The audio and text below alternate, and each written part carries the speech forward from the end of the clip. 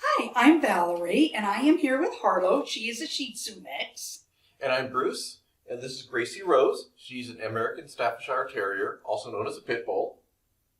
Good girl. Today we would like to talk to you about how dogs speak to each other, their body language. Now, they cannot say words, so it is important for us to be able to read what they are saying because they do it with their bodies. So I have a question for you. Do dogs around the world only understand English? What do you think? I don't think so. You don't think so? Yeah, I don't know. I'm guessing they probably speak the language of the country. Yes, they do. So those people that are living in Germany are going to speak German to their dogs. Just like if they are in Russia, they will most likely speak Russian to their dogs. So the country that you are living in is most likely going to be the language that you're going to use. But all dogs will speak the exact same body language. They will be using their ears, their noses, their mouths, their bodies, and their tails. Do we use our tails to communicate? I don't think so. It's invisible. Okay. So we're hoping that we're going to be able to show you some examples today of Gracie and Harlow maybe playing and interacting, and we can watch the body language and we can see and talk about what is appropriate and what is not. So we're going to try having Gracie sit, but we're going to speak Spanish to her. So we'll see if she actually understands it. Gracie, sentado. Now, I just told her to sit in Spanish, if I remember my Spanish correctly. She didn't understand it. But now if we speak English, Gracie, sit. Good girl, good sit. Now, that time I actually used my hand language, because I used the hand and the voice. But now she also knows just with hands. Gracie. Oh, what did you say there? Good girl. I just pointed to the ground to told her down. Meaning she has to get all four of her paws down and touch her belly to the ground. So there, we just spoke with my hand. And if we use hand signals, they're generally the same all around the world. Mm-hmm. So now, does Gracie look friendly? If you were to come across her in a park, and I'm holding my leash, would you come up and ask my permission to pet Gracie? Gracie. Gracie, come here. Gracie, come. Good. Right here. Gracie, come here. Good. Now, does she look friendly? Remember, you look at her eyes, her face, her ears, her general body. Yeah, she pretty much looks friendly because her ears are back, or her ears are nice and relaxed looking. Her eyes are relaxed looking. We don't see any of the whites on her eyes. Now, what do you think for a dog that, for example, like a German Shepherd whose ears are up? Do you think that that would mean that the dog is friendly or unfriendly? We have to look at the whole dog, not just, a part of the dog. Her ears are naturally bent, also called rose petals. So if her ears aren't back, she's looking kind of friendly. Now, what happens if a dog is growling? What do you think about that? What does that mean? Are we to teach them to not growl?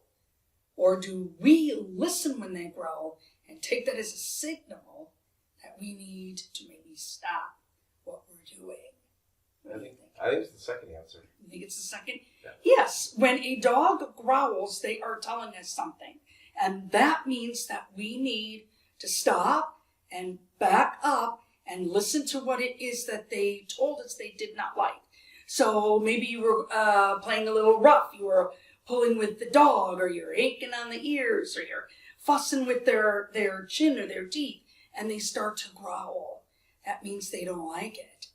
If you're maybe playing with their food and they start to growl and they don't like it, means we need to back off. And we should never interrupt a dog when they're eating or with a treat or something like that. They are telling you, please back off, or you're not going to like what happens the next time. You might get a little bit of a nip.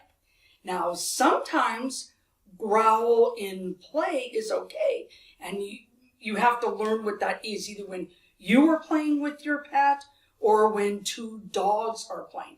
Now, Harlow here is a very vocal player. So she many times will growl to get Gracie's attention, or any other dog or foster that we have, because that is her way of communicating, I would like to play. Let's look at some examples of dogs' eyes, ears, mouth, and tail, and take a look at their whole body. A relaxed dog's eyes are soft and relaxed and almond in shape. Yep, shaped like almonds. As a comparison, on the top right, the eyes are staring at you, challenging you. On the bottom left, you can see the white parts of the eyes, also called whale eye, when a dog is especially fearful and submissive. A wide open eye at the bottom right is a sign of aggressiveness, fear, or stress.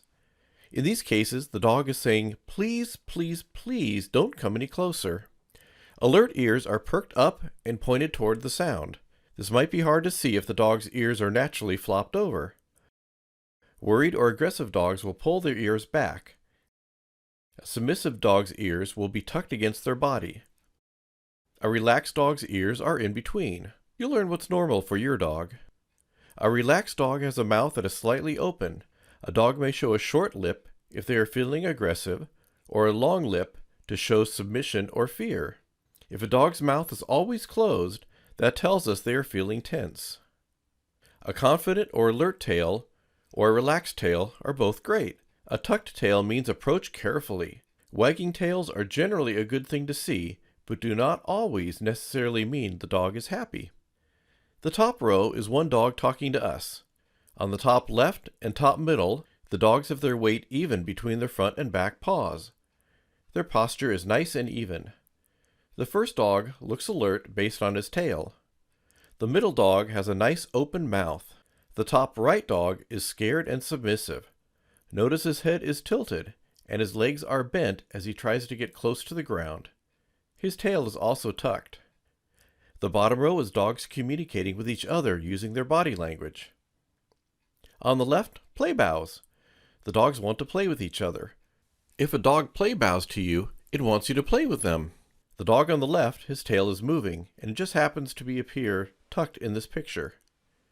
In the middle, the smaller dog is being submissive to the larger dog on the right.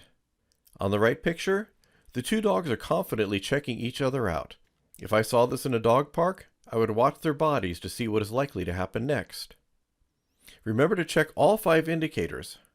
Looking at just one, their eyes, won't tell you the whole story. Notice the open mouth and very relaxed ears. This is an approachable dog. Signs of stress and anxiety? It can be the tension in the forehead or a spoon tongue. You can see the tension in the dog by the wrinkles between their eyes. Or panting when it's not hot. Or yawning when they're not tired. The flicking of a tongue. Or turning their head away.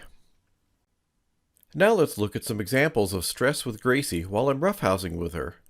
Here is Gracie lip licking. Miss it? Here it is again. Notice how she looks away. Here she is shaking it off, similar to when we shiver after something scares us. Here's a tongue flick. We'll play it twice because it's hard to see. Here is something you can try with your dog, with parental supervision. Pat your dog's head and see which signs of stress your dog shows. Here is Gracie yawning.